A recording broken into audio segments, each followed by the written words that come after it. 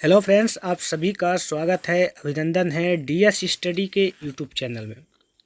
दोस्तों, daily current affairs के इस सेशन में हम बात करेंगे 11 दिसंबर 2021 के करंट अफेयर्स के बारे में। दोस्तों, अगर आपको ये जानकारी पसंद आती है तो आप लाइक कीजिएगा, शेयर कीजिएगा, कमेंट कीजिएगा। दोस्तों, देखते हैं आज के कुछ महत्वपूर्ण जो सुर्खियाँ हैं उनके बारे में। तो चलिए देखते हैं। तो पहला है अंतर्राष्ट्रीय भ्रष्टाचार निरोध दिवस। तो क्या है पहला जो है अंतर्राष्ट्रीय भ्रष्टाचार निरोध दिवस, इंटरनेशनल एंटी करप्शन डे। और दूसरा रहेगा सरयू नहर राष्ट्रीय परियोजना का उद्घाटन। और तीसरा रहेगा बाल कृष्ण दोषी को ब्रिटेन के रॉयल गोल्ड मेडल 2022 से सम्मानित किया गया। और चौथा रहेगा उड़ीसा के मुख्यमंत्री ने अमोनिया नाइट्रेट परिसर की आधारशिला रखी। और अगला रहेगा भारत का 2030 में अंतरिक्ष मिशन गगनयान लॉन्च किया जाएगा। और मानवाधिकार 10 दिसंबर 2021 को मनाया गया। और लास्ट में हम लोग बात करेंगे आत्मनिर्भर कृषक विकास योजना के बारे में। चलिए ज़्यादा देर न करते हुए हम लोग इस सेशन को स्टार्ट करते हैं। तो चलिए देखते हैं।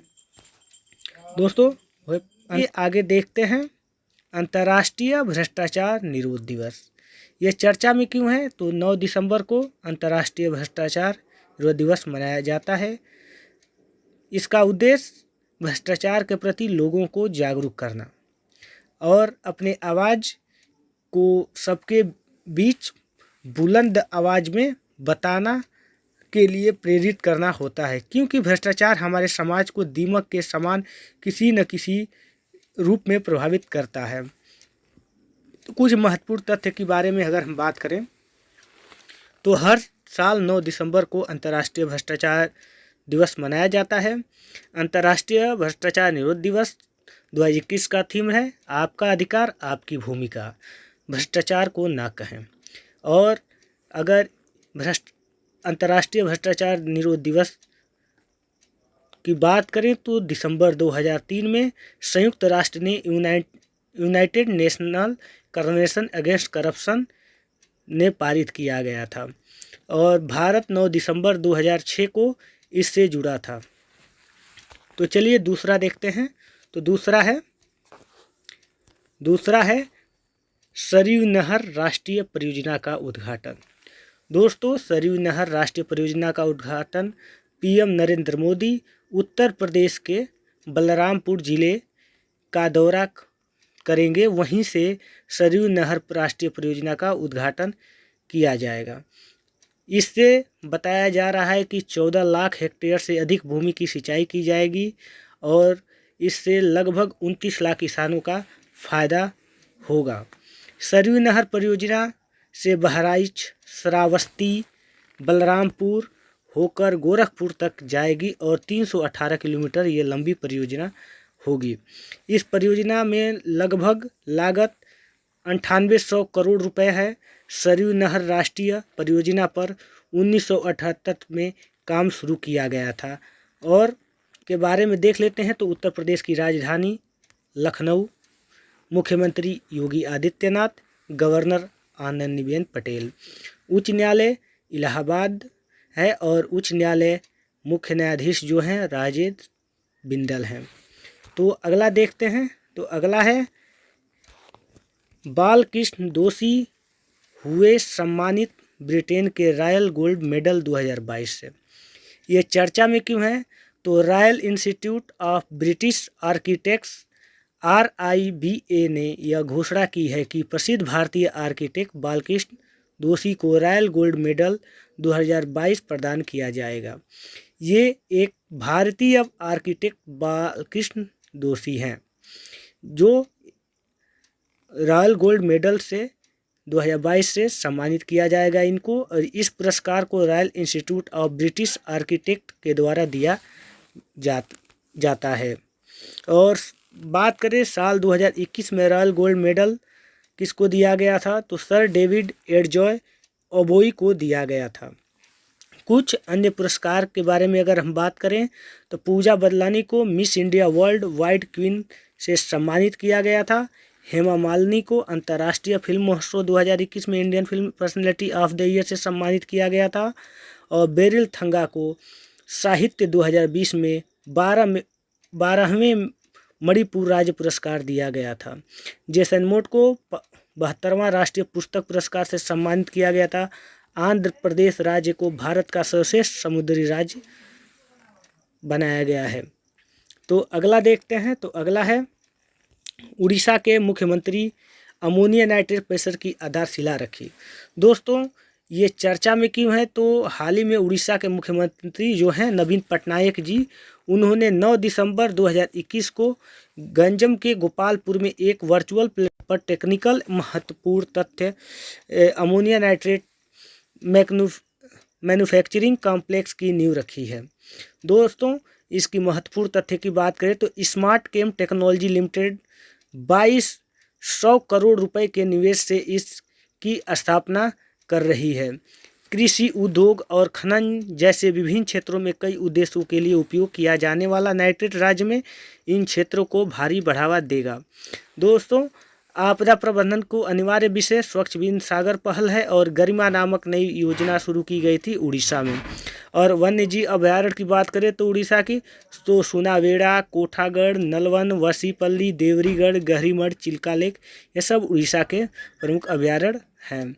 महोत्सव की बात करें तो नुआखाई उत्सव, रज पर्व, राजा पर्व जिसे कहते हैं, चैत्र यात्रा उत्सव, ये सब उड़ीसा के महोत्सव हैं। तो आगे अगर बात करते हैं तो भारत 2030 में अपना अंतरिक्ष मिशन गगनयान लॉन्च करेगा। दोस्तों ये हाल ही में समाचारों से पता चला है कि भारत 2030 में अपना अंतरिक्ष मिशन गगनयान लॉन्च करेगा। तो भारत 2030 तक अंतरिक्ष स्टेशन स्थापित करने का जो आशा जताया है। भारत 2022 के अंत तक गगनयान से पहले 2 मानव रहित मिशन अंतरिक्ष में भेजेगा। दोस्तों भारतीय अंतरिक्ष अनुसंधान संगठन इसरो है और इंडियन स्पेस रिसर्च ऑर्गेनाइजेशन की बात करें तो ये भारत का राष्ट्रीय अंतरिक्ष संस्थान है जिसका मुख्यालय बेंगलोर में है। और भारतीय अंतरिक्ष अनुसंधान संगठन की स्थापना 15 अगस्त 1969 को की गई थी। इसरो के वर्तमान निर्देशक जो हैं डॉक्टर कैलाशवती सिवान हैं, मतलब कि के सिवान हैं। दोस्तों अगला हम लोग टॉपिक देखते हैं तो है मानव अधिकार दिवस के बारे में। दोस्तों अगर आप लोग इस वीडियो का PDF चाहते हैं तो हमारे टेलीग्राम चैनल से जुड़ जाइए, अन्यथा आपको हमारे वेबसाइट या इस वीडियो के डिस्क्रिप्शन बॉक्स में आपको PDF का लिंक मिलेगा, आप वहां से PDF प्राप्त कर सकते हैं।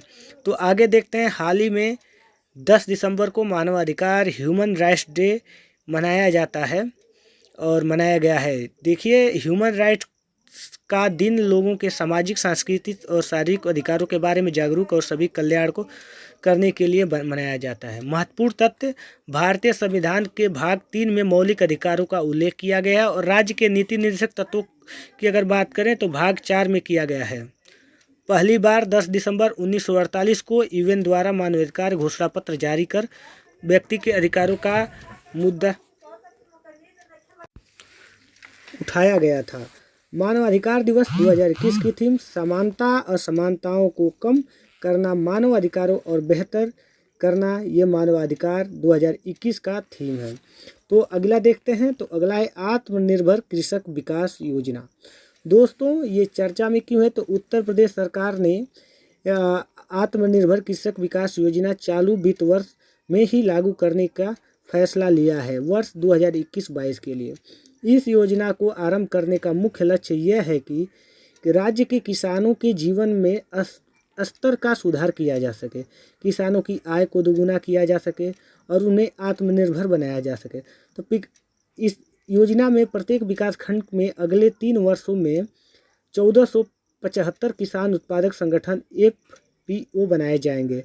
इससे लगभग 14.75 लाख किसानों को प्रत्यक्ष लाभ प्राप्त होगा। एग्रीकल्चर इंफ्रास्ट्रक्चर फंड का गठन भी किया गया है। प्रदेश को लगभग 12,000 करोड़ रुपए का आवंटन किया गया है। 2023-24 के अंत तक प्रदेश के प्रत्येक विकासखंड को कम से कम 3 कृषि उत्पाद कंपनियां स्थापित हो जाएंगी। दीर्घकालिक ऋण वित्तपोषित सुविधा भी प्रदान करेंगी। बैंकों और वित्तीय संस्थानों द्वारा प्राथमिक कृषि ऋण समितियां, विपणन सहकारी समितियां के किसानों और संयुक्त समूह में 1 लाख करोड़ रुपए प्रदान किए जाएंगे। दोस्तों अगला देखते हैं, ऐसा लगा आप जरूर कमेंट के माध्यम से बताएं और लाइक कीजिए, कमेंट कीजिए। ऐसे ही वीडियो देखने के लिए, ऐसे ही जानकारी प्राप्त करने के लिए हमारे चैनल से जुड़िए, सब्सक्राइब कीजिए। फिर मिलते हैं अगले वीडियो में, तब तक के लिए धन्यवाद। Bye, see you.